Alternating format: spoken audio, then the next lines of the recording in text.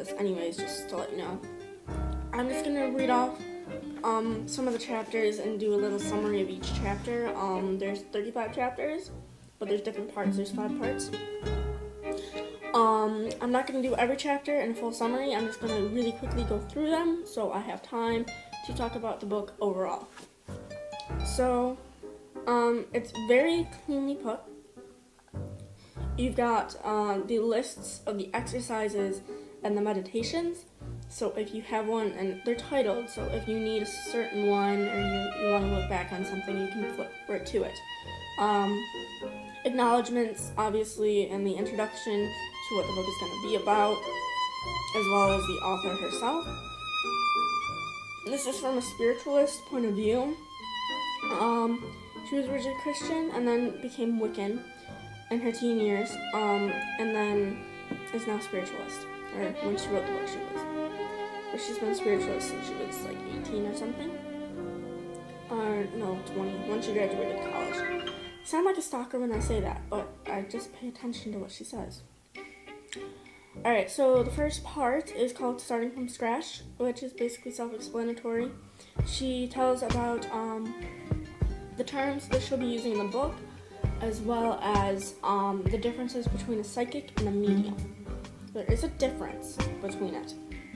That's why you want to be careful when you're labeling yourself. Is that I don't really like using those terms because they're so stereotypical that I almost don't like saying them anymore.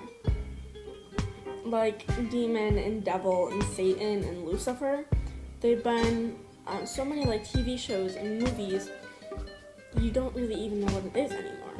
And so, like, when I think of psychic, I think of somebody who sees into the future, like premonitions, like big time ones, like, you know, you like slam back in the back of your chair and you get this extremely excruciating headache. And if you've ever seen Medium, stuff like that. But I think that's based on a true story, which is pretty cool. But you get my idea. It's so stereotypical that I almost don't want to use that word.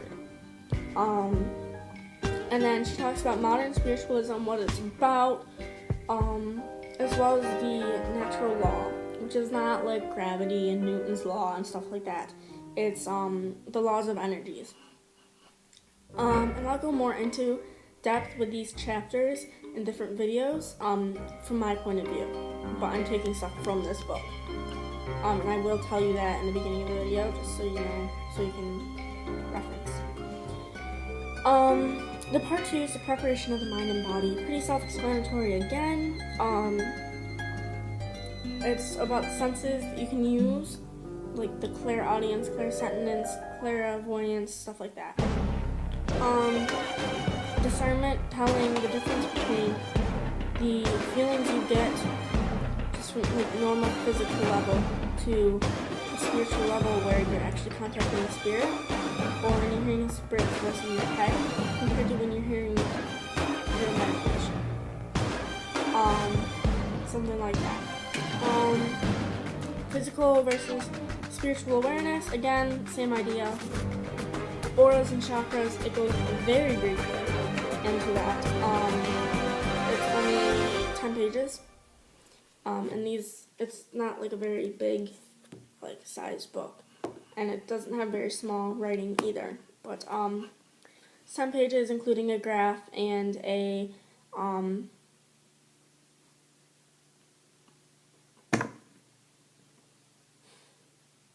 can't even remember the name. And like a picture of man with the chakras and the points and stuff in it. As well as the aura outline, the aura body. Yeah, the spiritual body. So it goes briefly into that. Breathing, meditation, you know, basic things that most pagans know already. Or Wiccans. So then part 3 is who's in the spirit world. So it talks about your guides, your spirit guides, and there's more than one. There's like the joy guides, the protector guides, the doctor teachers, doctor chemists. I really want to do another video on that. I thought that was so cool. Master guides, ascended masters, angels, outer band guides, sorting it all out, and guides of a different nature, so elementals. As well as animal spirits and stuff. So basically it goes into depth. I think it's like 4 pages yes. The minimum they have is like 4 pages on each one, or 3 actually. But it just kind of it kind of tells you the basics of what that spirit is. And I think they're all so cool. I might do a whole chapter on each one, or a whole video on each one, because they're so cool. I'd never heard of half of these, but they make sense. And then part 4, digging in, basically learning how to become more medium-like, stuff like that. Symbolism, focusing on the spirit world, attuning with the spirit world. Dreams, DreamWorks, the spirits coming to you, giving you dreams, how to interpret them. Exercises, games to play with the spirits. I haven't gotten to that part yet, but I think that's really cool. I don't want to skip ahead, but once I do read the rest of this, I will give you a little bit of a review on the rest of it, especially the parts I find interesting. So, putting it all together, summing everything up, reaching out and contacting spirit, not just your guides, not just the spirits on the grounds, but the spirits wherever they may be, particularly to help other people, of course, because usually that's the whole point of being a medium, is to help others, whether they're on this world or a different. So, readings and sittings, there's a whole long part, which is the ending part, on how to do a reading for somebody, sittings, proper etiquette, how to help them,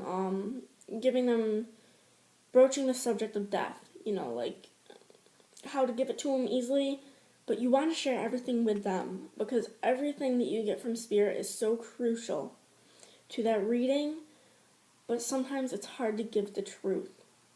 And so a lot of people will give a lie, or not even say anything at all. But you don't want to do that. It's easier to tell them what they want to hear than what they need to hear. What they need to hear is more important. That's the whole point of being a medium. It's not, anybody can tell someone what they want to hear, but only a few people can tell someone what they need to. So there's things about divination and picking somebody, not picking, but kind of figuring out who needs your help, who would be grateful for your help, who needs it but wouldn't be grateful. You got to be careful. I mean, just because somebody doesn't want your help doesn't mean they don't need it. The messages that come through, seeing who's talking to you, making sure it's the right person, because you can get a little confused by that. I'm going to go more into depth with those types of spirits. Things you definitely should not do, or at least in her opinion. Ending a reading, how to end it off on the right foot, make sure that they're happy as they can be, stuff like that. And then, of course, the conclusion, the appendices, the principles of spiritualism, basically, and spiritualist churches and organizations is the appendices. And then bibliography and index. So, again, I will be doing another review on this beautiful book. So I hope you enjoyed having tea.